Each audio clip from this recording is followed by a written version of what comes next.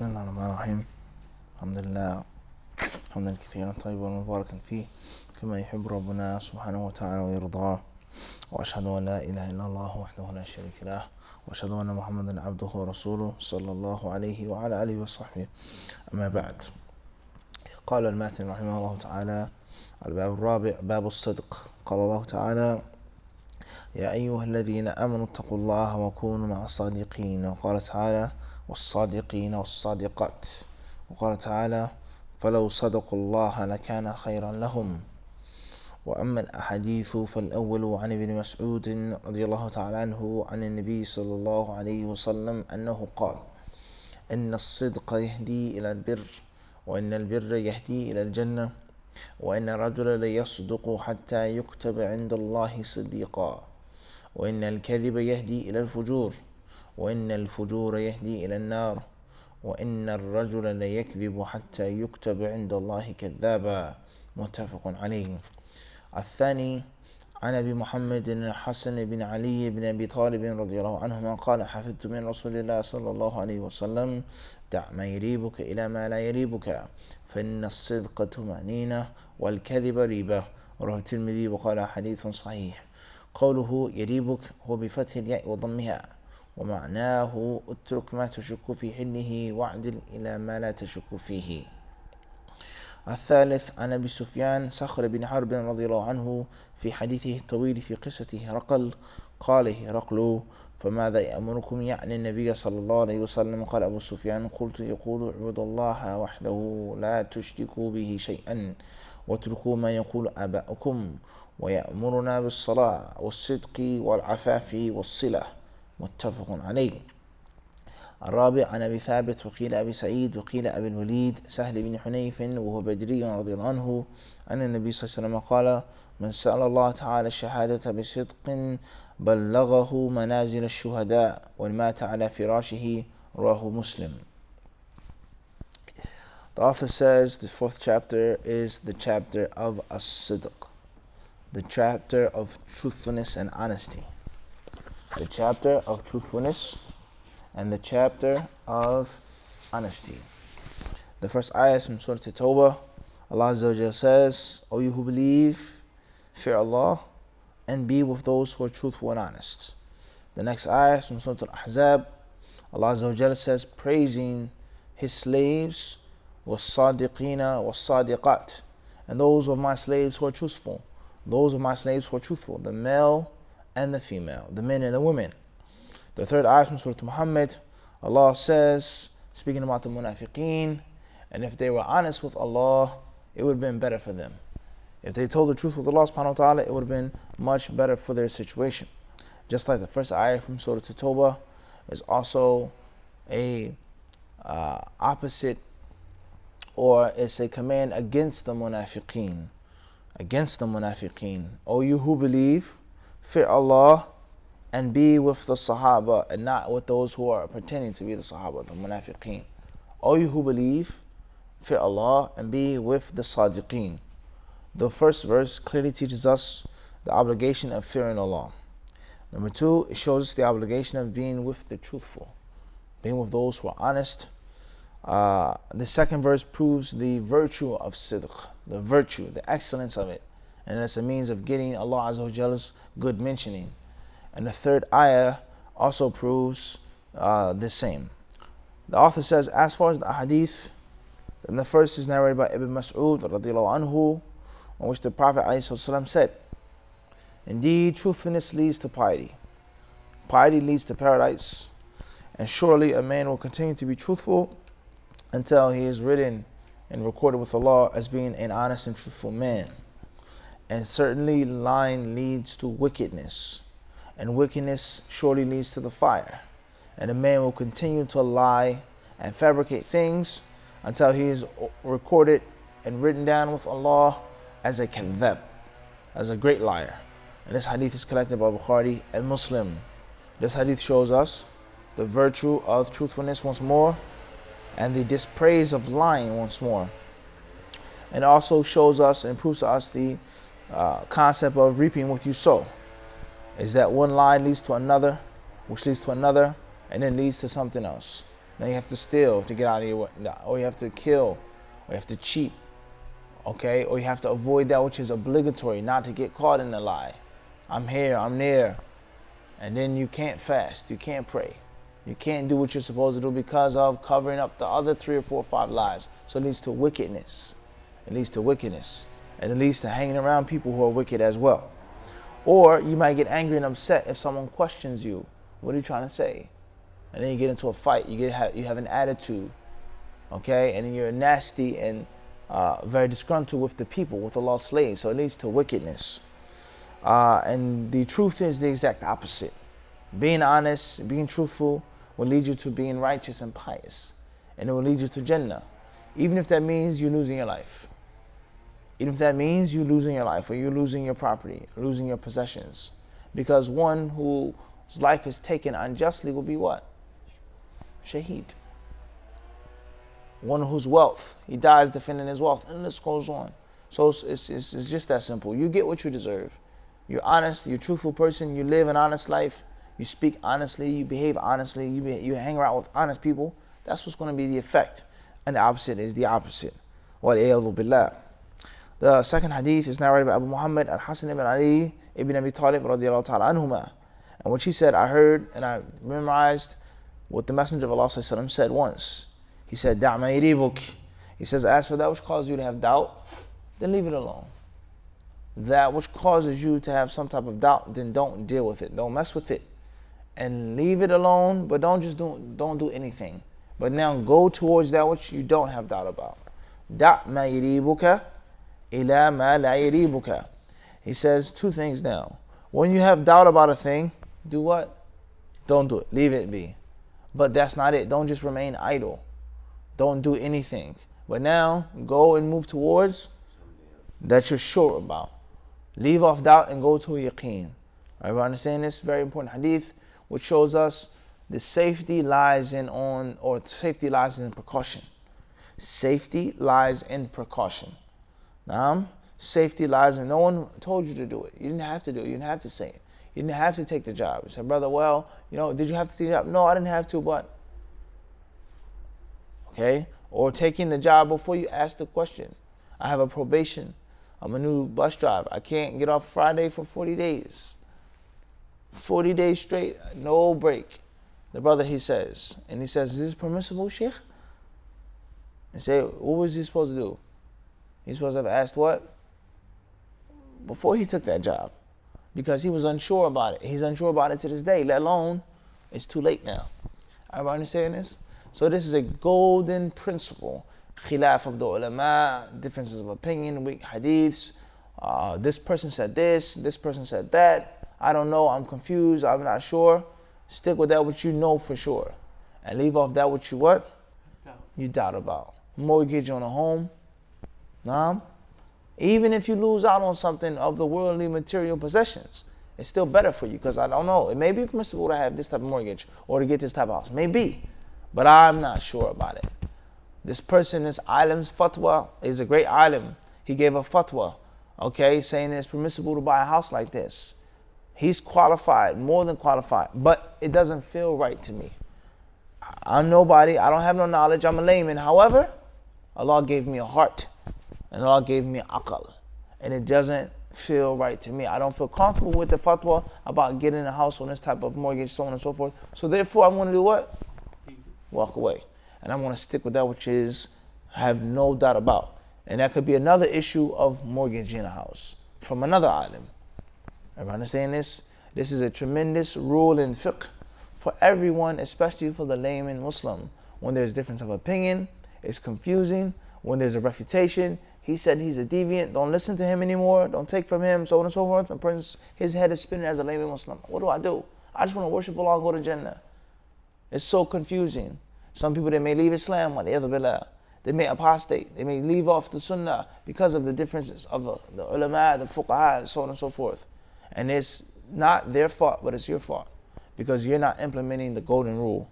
Leave off that which makes you doubt and stick with that which doesn't cause you to have doubt. Why? One may say, the hadith says, فَإِنَّ الصِّدْقَ تُمَأْنِينَ, because truthfulness is tranquility. Allahu Akbar. Truthfulness is tranquility. Just take that one statement. You can print that, put it on a t-shirt. You can put it on your wall. That's a major concept if you think about it. Truthfulness is tranquility. I'm at ease. Wal kadhiba riba. And lying or lies are a means of doubt. You can never be certain, you can never be sure. Everybody understand this? So there's a golden hadith, especially in 2017 when you see things on the news. They talk about ISIS. Is it true? Is it not true? Should I go? Should I go? You don't know.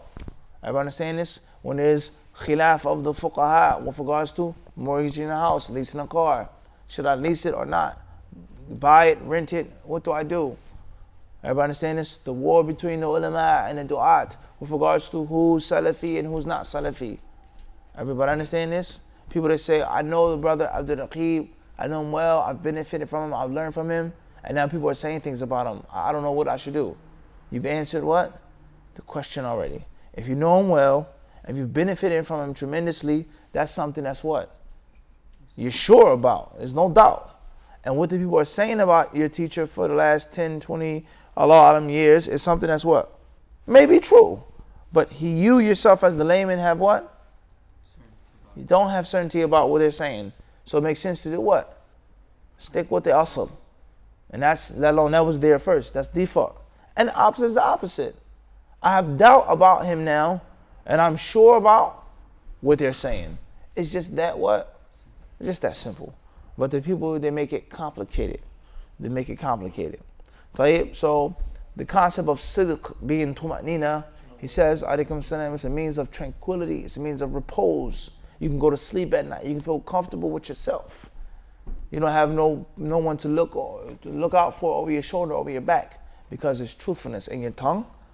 Truthfulness in how you make money. You never rob nobody. I don't oppress no one. I don't take no one's wealth. I live an honest, clean life so I can sleep at night. And if you live a life of lies, oppressing people, robbing people, cheating people, always getting over, out slicking somebody, you always have someone else to look out for. You always have to worry about someone spotting me in this place, or someone coming after me that I slid or I undercut, or whatever the case may be. Everybody understand this? And the same applies with regards to dawah groups. Dawah groups. How do you know that someone's on the haqq? They ask the question all of the time. How do we know which website to take? How do we know who isn't on the sunnah? Who isn't Salafi? How do we know? It's so confusing. Just look at those two things. Truthfulness and lack of truthfulness. This brother, this group, this website, these publications, what are they known for? Are they known for telling the truth over the last 20 years? Or are they known, we're not going to say lying, but they're known for scandal. And people accusing them to lie. How many people, if you lined them up, would say, I have a beef with them. I have a case against them. They oppressed me. They wronged me. They slandered me. They took out information, they cut and they paste, they this and they this and this and that. How many people would they get? And then you take another person, another group, another group of students, another group of ulama, whatever the case may be, and look at their history. How many people have put them through scandal? How many accusations have been made on this one brother with regards to him being a liar? Not about deviant, Salafi or not, but him being a kadhab. You don't find anyone ever saying he's a what? A liar. Except for those people themselves who are called liars, they accuse him of being a liar. But the rest of the people, no one says, no, he's not a liar. Do I agree with him? No. Did I study with him? No, but I never heard him lie. Or what scandal was he caught in? What was he accused of doing? What money did he take? Embezzlement and this and that, laundering money. Say what? Zero. So that has to what? It has to mean something. And on the other side, it's the opposite. How much money has this person been accused of stealing and robbing? Masjid to masjid, center to center, scholars back to the next scholars back for the what? Money. As long as there's no more money, it's no good, they abandon them and they leave them alone. I don't just come to your masjid, I must take over your masjid now. I have to rule your masjid, run your city, run your country, and I get money. And then there's accusations. He made zina with me. He raped me. He oppressed me. He did this to me. He did this to us. So on and so forth. And then you have Brother Fulan. How many accusations do they have against him? He's a deviant. That's it.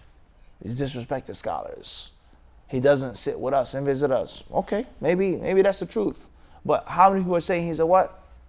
Kadhab, a womanizer. He's a monger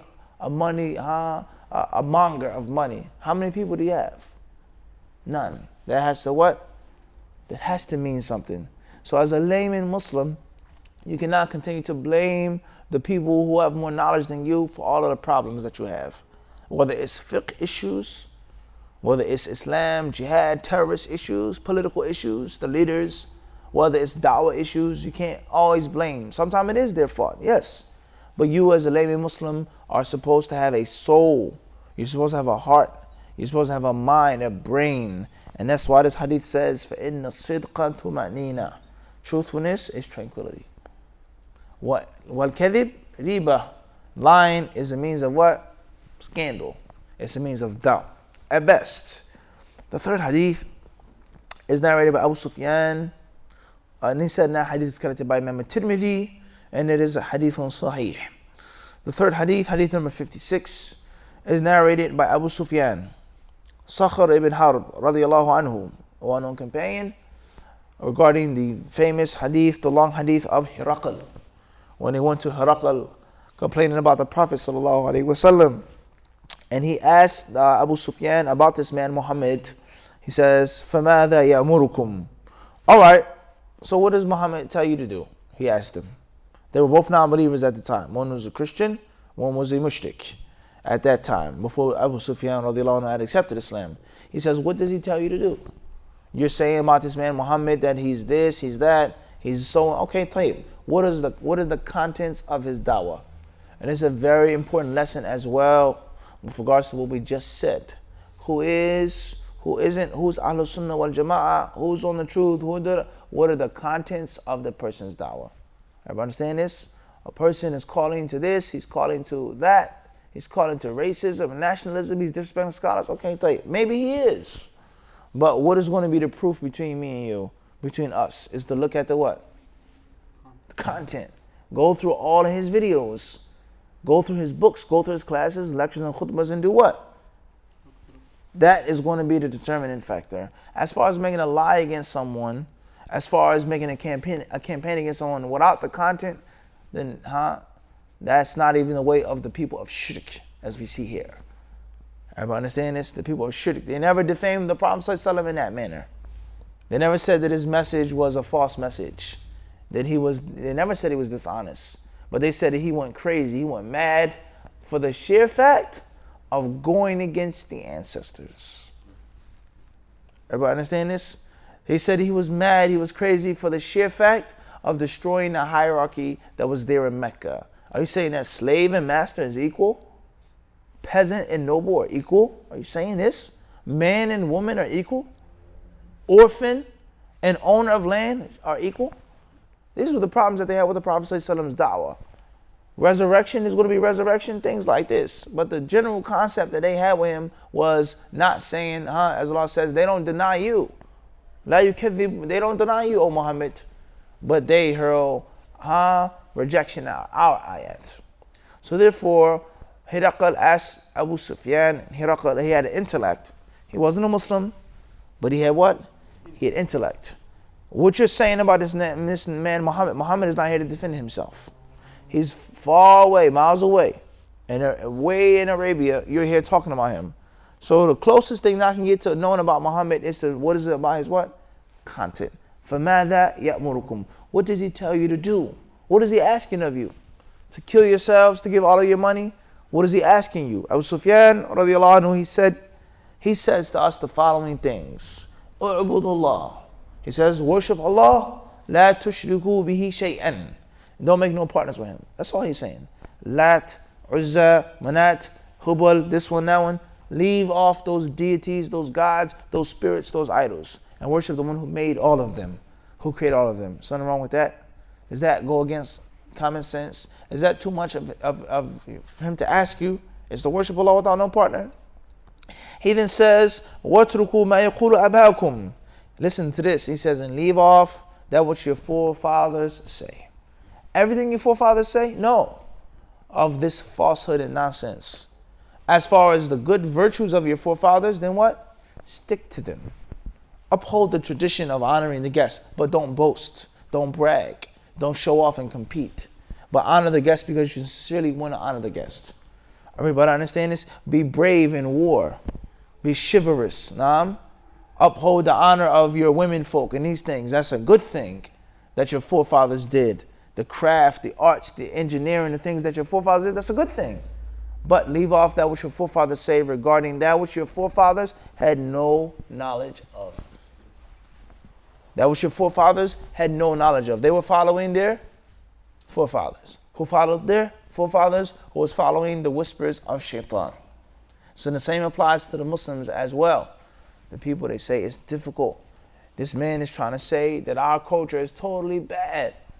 I come from Pakistan. Everything I did is wrong, it's bad, it's haram, it's bid'ah, it's shirk. No one is saying that. No intellectual person ever says that. Someone who doesn't have intellect, he may say that. But someone who has knowledge and intellect, he doesn't say that. There's certain things, certain practices that are from the Sunnah. Certain cultural types of dress and things that are from the Sunnah. But leave off that what your forefathers said with regards to bid'ah. What Muhammad never ever said or did or allowed. And leave off that what your forefathers said with regards to the graves.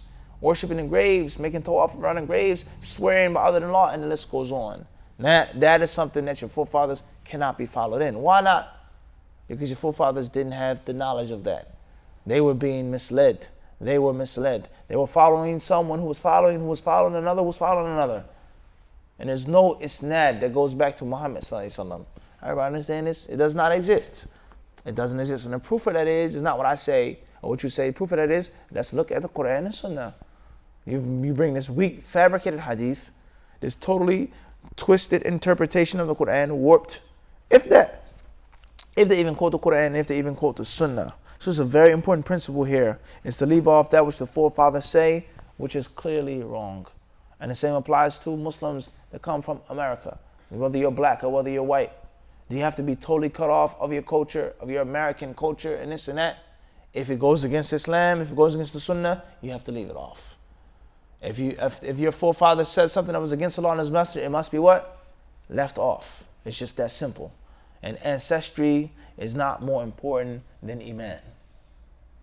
Genealogy does not come before faith and submission to Allah subhanahu wa ta'ala. If we only understood these words and if we only practiced them. Ancestry and genealogy, if it's even considered, comes what? Second. Number one, Allah and His Rasul. The hadith then says, Abu Sufyan says, and he tells us to pray. There's something wrong with making salat. What's the problem why you guys can't pray? Muhammad says make salat. What is bad about salat? He says, and he tells us, he says, was-sidq. He tells us to be truthful and to be honest. It's to stop lying and stop lying to people. Wal-afaf. And he teaches us to be chaste, to avoid prostitution, to avoid gambling, to avoid greed and lust, to avoid fighting and warring without no just cause, to avoid raiding and plundering our brothers and our neighboring tribes. He says, don't do this. Last but not least, was-sila. And he tells us to keep good relations with our family. He tells us to keep good relations with the wounds that brought us, with the kin, our kinsfolk. And this hadith is in the Saliheen. So this hadith teaches us that the content of Muhammad was the determining factor. And that's why Hiraqal said what he said. If what you're saying about this man is true, this is what he tells you to do, these are the people who follow him, no one leaves his religion, so on and so on and so on and so forth. If that's true, he says, then he'll own that which is beneath my feet one day. That's what he said. He says, and if he was here, لَغَسَلْتُ عَنْ قَدَمِهِ. He says, I will wash his feet. He's a Christian. So I'll wash this man's feet. If what you're saying about him is what? True. So the content of one's dawah is the thing that what? Nothing else. Kalam, talk is what? Cheap. He's this, I'm that. Or not even talking about something, just saying, calling yourself, we're this and we're that. Show me. They say what? Show me. What state is that? It's Missouri. What's the show me state? Missouri, right? They have a cliche. Maybe some brothers may be watching from the UK and America. They say, I'm from the show me state, which is Missouri. In other words, if you're saying what you are, then it has to be what? It has to be proven. I'm a student of knowledge. I've followed the ulama. I want to learn from the ulama. I want to benefit and so with the ulama. طيب. Then show me the service that you've done to the what? To your cause. Everybody understand this? Moving forward, last but not least, the last hadith is reported by Abu Thabit, and some say Abu Sa'id, and others say Abu Walid, Sahl ibn Hunayf, who was Badri, who participated in the battle of Badr, radiallahu anhu. The Prophet sallallahu alaihi wasallam, he said, anyone who asks Allah for martyrdom, man sa'ala Allah shahadatha bisidqin, he truly, honestly asks Allah to make him a martyr, Allah Azza wa Jal will make him, he says, بَلَّغَهُ مَنَازِلَ الشُّهَدَاء. He will allow him to reach the status of martyrdom when مَاتَ عَلَى فِرَاشِهِ, even if he dies in his bed. And this hadith is collected by Imam Muslim. If you're truthful and honest with Allah subhanahu wa ta'ala, that is the reward that you will get. Similar to the niyyah. As we mentioned the hadith of Jabir, every wadi, every valley that you crossed, ravine, wherever you went, a mountaintop, every thorn that you stepped on, إِلَّا شَرَكُوكُمْ فِي الْأَجْرِ. إِلَّا كَانُوا مَعَنَا. They're with us. They have a piece of your reward. حَبَسَهُمُ الْمَرَض حَبَسَهُمُ الْعُذْرِ. That they are held back by an excuse, by a sickness, by an illness. Allah Azza wa Jalla knows best. Walhamdulillahi Rabbil Alameen.